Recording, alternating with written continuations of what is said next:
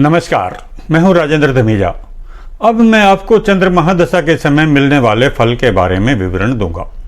इस महादशा की कुल अवधि 10 वर्ष होती है। किसी भी ग्रह की महादशा की अवधि में उसके फल के निर्धारण में यह जानना आवश्यक होता है कि संबंधित ग्रह किस राशि में स्थित है, वह किस भाव का स्वामी है, किन अन्य ग्रहों की उसके साथ युति है, युति कारक ग्रह किन भावों के स्वामी है, किन ग्रहों का उसके साथ दृष्टि संबंध है तथा उन ग्रहों के साथ उसकी मित्रता व शत्रुता के क्या संबंध हैं।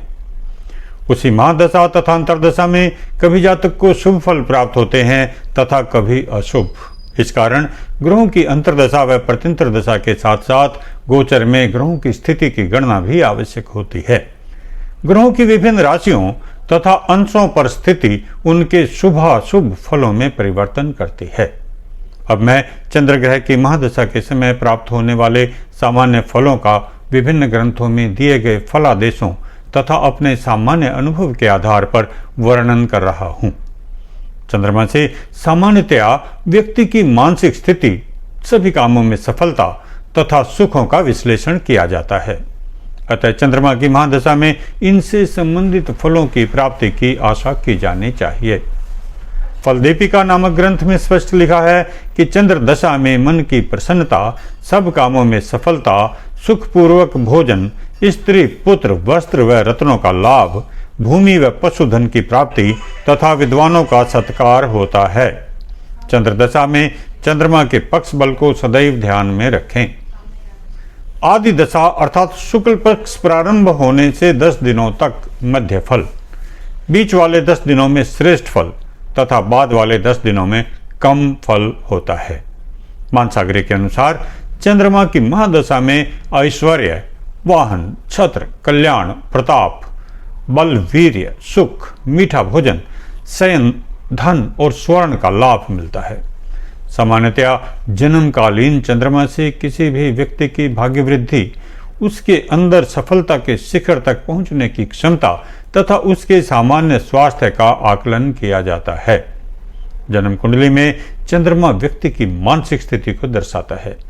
यदि चंद्रमा पक्ष बल व दिग्बल में मजबूत हो तथा इसके दोनों ओर मंगल, बुध, शुक्र व शनि ग्रहों में से कोई भी ग्रह स्थित हो तो चंद्रमा को बलवान माना जाता है। चंद्रमा जब बली होता है तो व्यक्ति स्वस्थ, मानसिक रूप से सुदृढ़ तथा भाग्यवान होता है। उसे अपने सभी कार्यों में निरंतर सफलता मिलती रहती है। परंतु यदि चंद्रमा के दोनों ओर उपरोक्त में से कोई भी ग्रह न हो तो चंद्रमा निर्बल माना जाता है, जिस कारण ऐसे व्यक्ति को भाग्य वृद्धि नहीं मिलती। यहाँ तक कि कार्य पूर्ण हो जाने से तुरंत पहले तक उसे असफलता मिलने की स्थिति बनी रहती है तथा अंतिम समय में बने हुए कार्य भी बिगड़ जाते हैं। व्यक्ति हमेशा निराश, परेशान व उदासीन रहता है तथा अकेले रहने की भावना उसमें अधिक होती है। ऐसा व्यक्ति सदा असमंजस की स्थिति में रहता है। वह बहुत जल्दी विचलित व असहज हो जाता है। प्राय ऐसे व्यक्ति की माता का स्वास्थ्य भी खराब रहता है। ऐसे व्यक्ति को हमेशा दूसरों के मार्गदर्शन की आवश्यकता होती है। अपने निर्णयों को वह शीघ्र परिवर्तित कर देता है। यदि चंद्रमा दिग्बल से हीन भी हो अर्थात जन्म लग्न से 10वें स्थान में स्थित हो तो जातक को उसकी मेहनत का फल नहीं मिलता। उसके द्वारा किए गए कार्यों की सराहना नहीं होती। यह स्थिति उसके सभी कार्यों को विपरीत रूप से प्रभावित करती है। ऐसे व्यक्ति प्राय आजीवन मेहनत करते रहते हैं परंतु वे अपने कार्य क्षेत्र में आगे नहीं बढ़ पाते। ऐसे व्यक्तियों को जीवन में अनेक बार आर्थिक संकटों का सामना भी करना पड़ता है। चंद्रमा के एक ओर यदि सूर्य अथवा राहु केतु हों तो यह अति अशुभ केमद्रुम योग बनता है।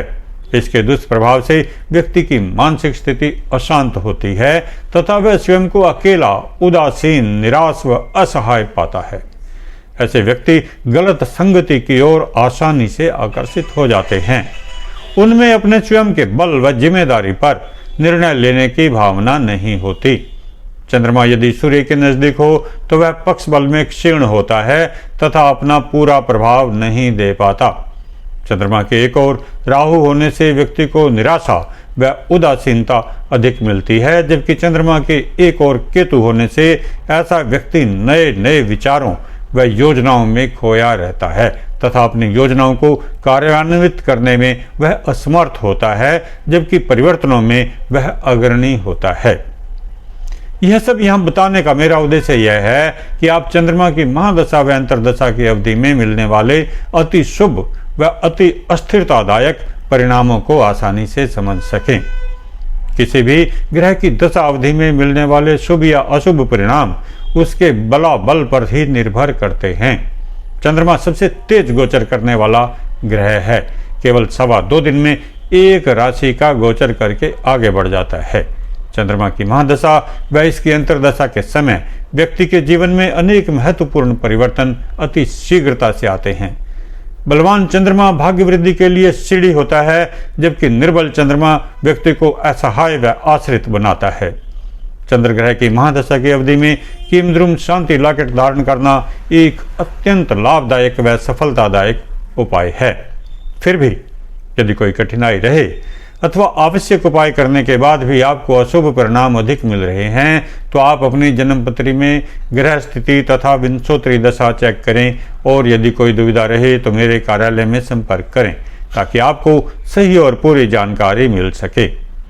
यदि आपको कोई उपाय करने की जरूरत है तो भी आपको पूरा मार्गदर्शन मिलेगा। मेरा कार्यक्रम अंत तक ध्यान से देखने और समझने के लिए धन्यवाद। मेरे चैनल को लाइक करें, सब्सक्राइब करें व शेयर अवश्य करें ताकि आपको व आपके मित्रों को सही जानकारी समय पर मिलती रहे। बहुत बहुत धन्यवाद।